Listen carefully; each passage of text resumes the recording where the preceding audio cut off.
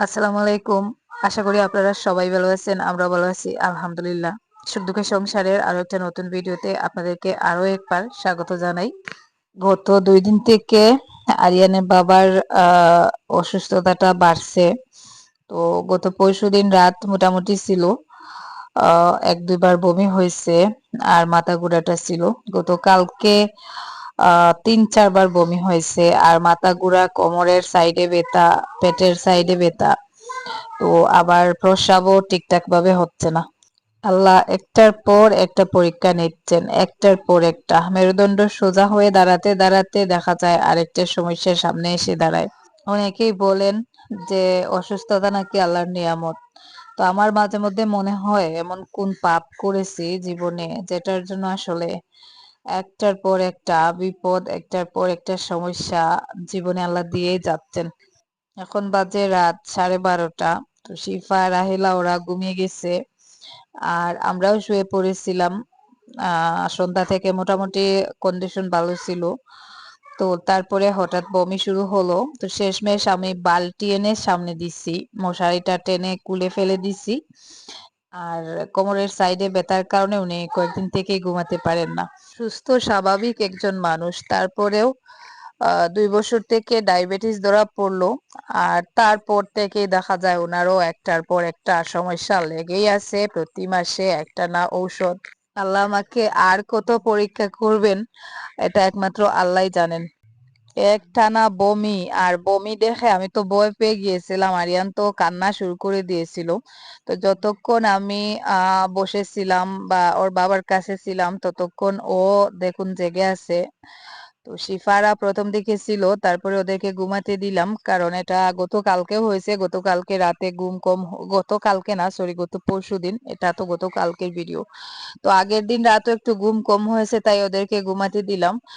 আর আমি জানি না ঘুমাতে পারবো কিনা, শেষমেশ সাইডে এনে একটা বালতি রাখছি।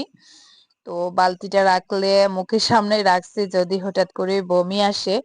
বমি, মাথা ঘুরা, আর এখন আবার সমস্যা হচ্ছে প্রস্রাবের। প্রস্রাবটা ভালো করে হচ্ছে না। তো ওইটাই আরো একটা সমস্যা। পেটটা ফুলে গেছে অনেকটা। তো এভাবেই বসে বসে রাত ৩টা বেজেছে, তারপরে একটু ঘুমিয়েছি। এই পাশেই বসেছিলাম। তারপরে যদিও আর বমি হয় নাই, সকালের দিকে আবারও হয়েছে। শিলংয়ে সেদিন ডাক্তার দেখালাম। তো ওখানে আমরা যে ডাক্তারের উদ্দেশ্যে গিয়েছিলাম ওই ডাক্তার পাইনি। তো আরেকজন ডাক্তার, ওই ডাক্তার ছুটিতে ছিলেন, আরেকজন ডাক্তার দেখিয়েছি। তো ওখানে আর নতুন করে কোনো টেস্ট করা হয় নাই। পুরোনো টেস্ট গুলোই আর কি দেখানো হয়েছে। ঔষধও দিয়েছেন। তো ঔষধগুলো খাওয়ার পর থেকে এখন দেখা যাচ্ছে সমস্যা আরো বাড়তেছে। তো এখন আবার সকালে মাথা ঘোরাটা খুব বাড়ছে। ওনার আগে থেকে একজন ডায়াবেটিস ডাক্তার, ডক্টর মানস দাস, তো ওনার তত্ত্বাবধানে উনি আছেন।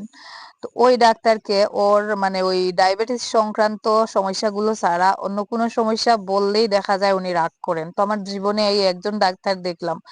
ডাক্তার মোটামুটি ভালো খারাপ না, কিন্তু বিহেভটা এত খারাপ। শিলংয়ে গিয়ে যে ডাক্তার দেখিয়েছিলাম তখন কিন্তু উনার সিচুয়েশনটা ওরকম ছিল না, ভালোই ছিল। তাই আমি অতটাও গুরুত্ব দেই নাই। তা না হলে হয়তো নতুন করে আবার টেস্ট করাতাম। তো গতকালকে ওই ডাক্তারের সাথে আবার পার্সোনালি যোগাযোগ করলাম।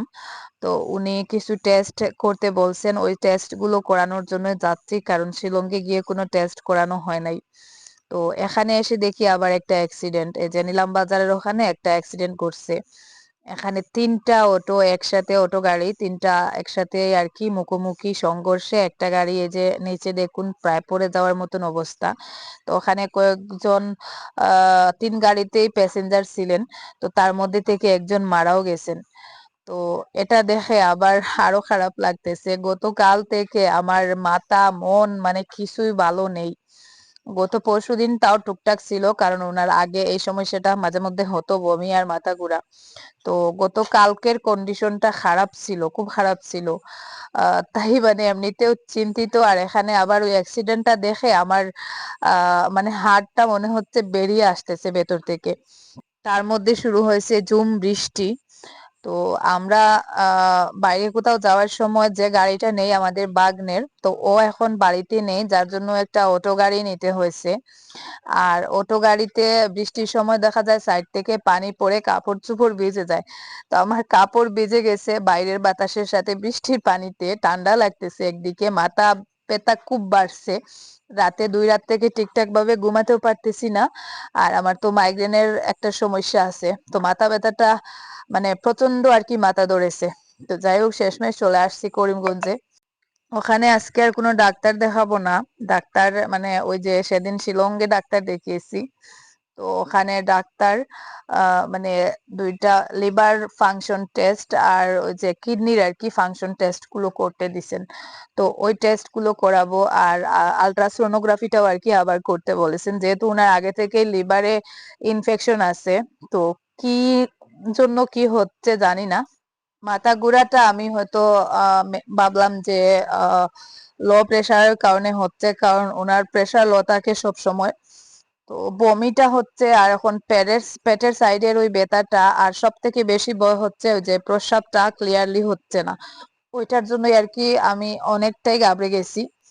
আমি অনেকবার অসুস্থ হয়েছি, যখন আমি অসুস্থ হয়েছি আমি কিন্তু অতটাও ভয় পাইনি, কারণ আমার নিজের ক্ষেত্রে অতটাও ভয় হয় না, কিন্তু যখন আমার বাচ্চার বা হাজবেন্ডের কিছু হয় তখন আমার মাথা ঠিকঠাক ভাবে কাজ করে না।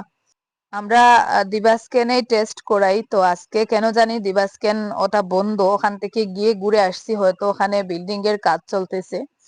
তো তারপরে চলে আসছি এই যে আলট্রাপ্রেত ডায়াগনস্টিক সেন্টার। তো ওখানে এসে আমার আরেকটা জিনিস মনে পড়লো, আমি যখন প্রথমবার অসুস্থ হয়েছিলাম তখন এই সেন্টারে আর কি আলট্রাপ্রেতে আমি এফএনএসি করেছিলাম। এখানে ওই যে বড় বড় যে টেস্ট গুলো যে দেখতে পাচ্ছেন, এফএনএসি বায়োপসি থেকে সব টেস্ট গুলো এখানে করা যায়। আমাদের করিমগঞ্জে আর কোথাও বায়োপসি টেস্ট হয় বলে আমি জানি না, থাকলেও থাকতে পারে, তবে এখানে ওই যে বায়োপসি এফএনএসি মানে সব টেস্টই হয়, শুধুমাত্র ওই আলট্রাসোনোগ্রাফিটা ছাড়া। তো এখানে ডাক্তারের সাথে যেহেতু হোয়াটসঅ্যাপেই কথা হয়েছে, তো উনি টেস্ট গুলো হোয়াটসঅ্যাপে দিছেন, সেই সাথে আরো 2টা ঔষধও লিখে দিছেন। তো আপাতত আজকে শুধু টেস্ট গুলো করাতে দিব, যদি রিপোর্ট আজকে পাওয়া যায় তাহলে বসে অপেক্ষা করে রিপোর্ট গুলো নিয়ে যাব, আর যদি পাওয়া না যায় তাহলে ঔষধগুলো নিয়ে আর কি বাড়িতে চলে যাব, কারণ আমাদের করিমগঞ্জে ওইরকম ভালো কোনো ডাক্তার নেই। যেহেতু বৃষ্টি হচ্ছে তাই আরিয়ানকে বাড়িতে রেখে আসছি, শুধু আমি উনাকে নিয়ে আসছি, আর জুবাইরকেও আনি নাই। আরিয়ানকে যে আমি বাড়িতে যদি কোথাও রেখে যাই তাহলে জুবাইরকে বাড়িতে রেখে যাই, কারণ শিফা আর রাহেলার উপর আমার ভরসা হয় না। তো জুবাইরকেও রেখে আসছি, ও আসতে চাইছিল, আমি বললাম সমস্যা নেই, আমি পারবো, তুই বাড়িতেই থাক। তো এই সেন্টারে আমি আরো একবার আসছিলাম, এটা হচ্ছে করিমগঞ্জ শম্ভুসাগর পার্কের আর কি পূর্ব সাইডে। তো যখন আসছিলাম আমার এফএনএসসি টেস্ট করাতে, ওই দিনও আমি অনেকটা ঘাবড়ে গেছিলাম, কারণ আমার যখন ফার্স্ট ব্রেস্টের মধ্যে ওই টিউমারটা ধরা পড়েছিল, তখন মানে আমাকে ডাক্তার সাজেস্ট করেছিলেন এফএনএসসি টেস্ট, আর আমি যখন গুগলে সার্চ করে দেখলাম যে এফএনএসসি টেস্টটা ক্যান্সার টেস্টের জন্যই করা হয়, তখন আমি এত বেশি ঘাবড়ে গিয়েছিলাম। তো আজকেও ঠিক ওই রকম, মানে আগের মতন আর কি, আজকেও আবার ওই ওই দিনটা আমার চোখের সামনে ভাসতেছে, কারণ আজকেও সেই ভয়টা পাচ্ছি যে টেস্টের পরে রিপোর্টে কি আসে। আমি নেগেটিভ কিছু ভাবতে চাই না, তারপরেও আমার মাথায় নেগেটিভ ভাবনাটা আগে চলে আসে। আর ওনার যে সমস্যাগুলো, ওই সমস্যাগুলো দেখে মনে হচ্ছে হয়তো কিডনির কোনো সমস্যা হতে পারে, কিডনি টেস্টটা কিন্তু আগের বার করা হয় নাই। তো যাই হোক, ওখানে ব্লাড দিয়ে বেরিয়ে গেছি, এখন আলট্রাসোনোগ্রাফিটার জন্য ওই যে সামনে আরেকটা ডায়াগনস্টিক সেন্টার আছে সুহাসিনী, তো ওটার মধ্যে এখন আসলাম, কারণ ওখানে ব্লাড দিছি, ওখানে জাস্ট ওই লিভার ফাংশন টেস্ট আর কিডনির ফাংশন টেস্ট করতে দিছি। আর ওখানে যেহেতু আলট্রাসোনোগ্রাফির কোনো সিস্টেম নেই, তাই এখন সামনের ওই সেন্টারে আর কি আলট্রাসোনোগ্রাফিটা করা হবে। ভিডিও করার কোনো মানসিকতা ছিল না একেবারে, তারপরেও ভাবলাম গতকালকেও ভিডিও দেই নাই, আর আজকেও দিব না। আগের বার যখন প্রথমবার যখন আমি অসুস্থ হয়েছিলাম, একটা না কিছুদিন ভিডিও না দেওয়াতে আজকে আমার চ্যানেলের এই অবস্থা, চ্যানেলটা অনেক বেশি ডাউন হয়ে গেছে। তো ওই জন্য আর কি বাধ্য হয়ে অনেক সময় না চাইলেও ভিডিও দিতে হয়। তো যাই হোক, আমাদের এখানকার কাজ শেষ হয়ে গেছে। তারপরে একটু যে গোল্ড সলিউশন পয়েন্টে আসছিলাম ওনাকে গাড়িতে রেখে। গত মাস থেকে শুরু করে শিলং ডাক্তার দেখানো থেকে শুরু করে আরিয়ানের বাবার পেছনে, মানে এই মাসে আর গত মাসের শেষের দিকে প্রায় 25,000 টাকার মতন চলে গেছে টেস্টের পেছনে। টেস্টে 12,000 টাকা টেস্ট করা হয়েছে গত মাসে। তো ওর জন্য আর কি হাত একেবারে ফাঁকা। কিছুদিন আগে আমাদের এই শ্বশুর বাড়ির জায়গা জমি সংক্রান্ত আরেকটা সমস্যার কারণে অনেকগুলো টাকা ঋণ দাঁড় করে মোটামুটি ওই দিকটা ম্যানেজ করছি। তো এখন আর কিছু করার নেই। ওখানে এসে এক জোড়া ছোট ইয়ারিং ছিল আমার কাছে, ওটা বিক্রি করে দিলাম। তো এখানে ভালো দাম পাওয়া যায়। আপনারাও যারা কেউ যদি পুরনো গোল্ড বিক্রি করতে চান,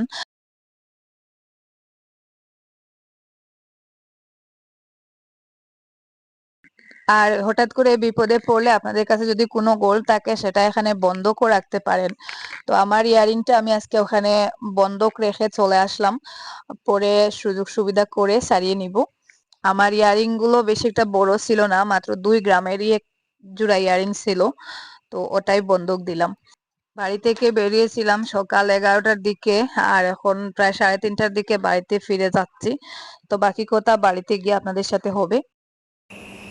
মালিশ বেশি দেওয়া ভালো নাই। তল থাকি উপর থাকি তলে দিয়ে হাত দিয়ে যেতে ইয়া দিয়ে আমার ওলা মাথার বেদনায় ধরছে।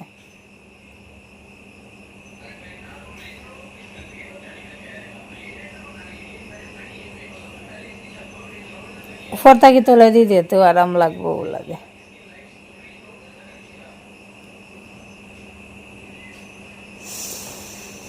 আল্লাহ। আসসালামু আলাইকুম। তো বাড়িতে ফিরে আসলাম। বাড়িতে ফিরে আসছি প্রায় 4টের দিকে। তারপরে খাওয়া দাওয়া করে লম্বা একটা ঘুম দিছি। তারপরে এখনো মাথা ধরাটা ছাড়ে নাই। আমার ওই মাইগ্রেনের সমস্যাটা আমাকে এত বেশি জ্বালায়, হঠাৎ করে দেখা যায় মাথা ব্যথা শুরু হয়ে যায়, এমনি এমনি শুরু হয়ে যায়, তারপরে আবার দেখা যায় একটু ঘুম কম হলেই মাথা ব্যথা শুরু। আজকে আবার ওই যে সকালে আরিয়ানা বাবাকে নিয়ে ডাক্তারের কাছে যাওয়ার সময়, মানে গাড়িতে উঠার আগে আর কি, ঘর থেকে বেরিয়ে গাড়িতে উঠার আগে একটু বৃষ্টির ছিটাফোঁটা পড়েছিল, আর গাড়ির মধ্যেও বাইরের বৃষ্টি এসে একটু ভিজেছিলাম, তারপর থেকেই মাথা ব্যথাটা বেড়ে গেছে। তো যাই হোক, আরিয়ানের বাবাকে ডাক্তার তো দেখানো হয় নাই, এখন আর নতুন করে কোনো ডাক্তার দেখাতে চাচ্ছিও না, কারণ এই কিছুদিন আগে ডাক্তার দেখিয়ে আসছি। ঔষধও ওইগুলো খাওয়া হচ্ছে, কিন্তু ঔষধগুলো খাওয়ার পর থেকে দেখা যায় এখন আরো সমস্যা বাড়তেছে। তো বমি, মাথা ঘুরা, ওসব কোনো ঔষধের সাইড ইফেক্টও হতে পারে। দেখা যাক, টেস্টটা করালাম জাস্ট নিশ্চিত হওয়ার জন্য, যেহেতু ডাক্তারও বলেছেন। আর টেস্ট গুলো করিয়ে আমাদের ওই পুরনো ডাক্তারকে রিপোর্ট দিব। উনি তারপরে যদি দেখা যায় কোনো ঔষধের প্রয়োজন হয় দিবেন। তো আসলে অসুস্থতা, গত 2-3 বছর থেকে অসুস্থতার সাথে লড়াই করতে করতে এখন আমার আহ মাথার মধ্যে আর কি এই কি বলবো, অসুখটা কেউ যদি গড়ে অসুখ হয়, হয়তো তার সামান্য কিছু হয়েছে, কিন্তু আমার মাথায় এত নেগেটিভ চিন্তা ভাবনা আসে। তো একটু টেনশন হচ্ছে ওই যে কোমরের সাইডে, পেটের ওই সাইডে, কোমরের ওই সাইডের ব্যথাটার জন্য। কারণ ডায়াবেটিস পেশেন্ট যারা দীর্ঘদিন ধরে ডায়াবেটিসে ভুগেন, তো তাদের দেখা যায় অনেক সময় কিডনির সমস্যা হয়ে যায়। আর ওনার তো লিভারের ইনফেকশন আছে, তবে লিভারের ঔষধ, ইনফেকশনের ঔষধ তো চলতেছে। তো নতুন করে কোনো সমস্যা নাকি ওই ঔষধের সাইড ইফেক্ট আল্লাহ জানেন। তো দোয়া করবেন যেন নেগেটিভ কিছু না হয়, কারণ আমিও নেগেটিভ কিছু ভাবতে চাচ্ছি না। আর উনার যখন কোনো অসুস্থ, মানে উনি যখন কোনো দিক দিয়ে দেখা যায় অসুস্থ হন, তখন আমার মাথাটা ঠিকঠাক ভাবে কাজ করে না। মনে হয় আহ কারণ এই দুনিয়াতে তো উনার জন্য আমি আছি, আমার জন্য উনি আছেন। উনারও আমি বলতে আর আমি ছাড়া আর সেরকম কেউ নেই।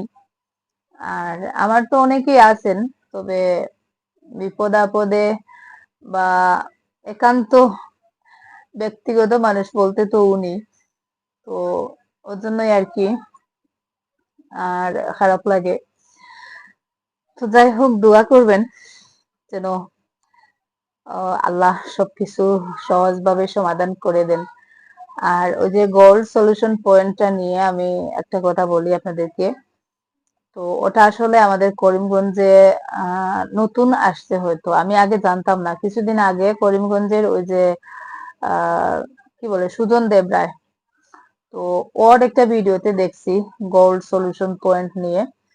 তো ওই জন্য আজকে ওখানে গেলাম। তো যেটা বুঝতে পারলাম যে এমনিতে যে নর্মাল যে দোকানগুলো থাকে বাজারে, তো ওই দোকানগুলোর তুলনায় কোনো একটা পুরনো গোল্ড যদি আমরা বাজারের কোনো দোকানে বিক্রি করতে যাই তাহলে ওই দামটা পাওয়া যায় না।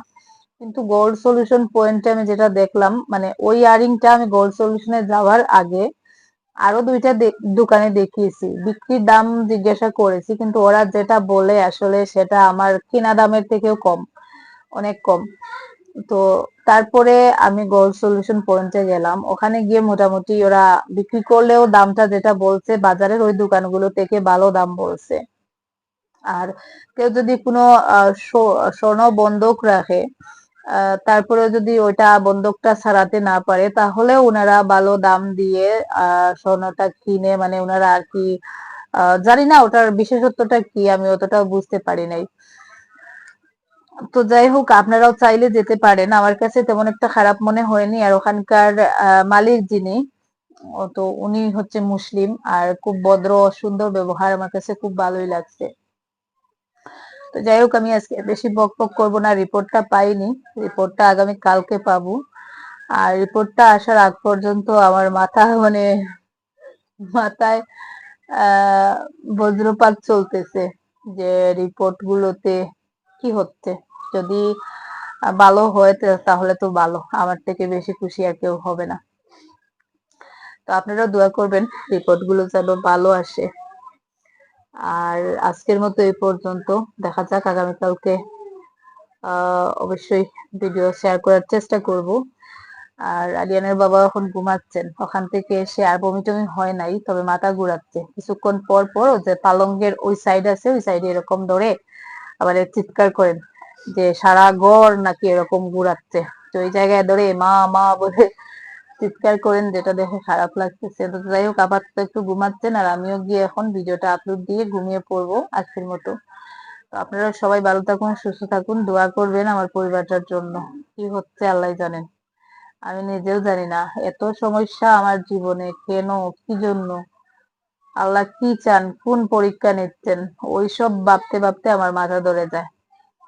তো যাই হোক, তারপরেও আল্লাহর আহ মানে আল্লাহর ফয়সালার উপরে বলার কিছু নেই। তারপরেও বলবো আলহামদুলিল্লাহ। আহ আল্লাহ যা করেন ভালোর জন্যই করেন। তো দোয়া করবেন আপনারা। আর আল্লাহ হাফিজ, আসসালামু আলাইকুম।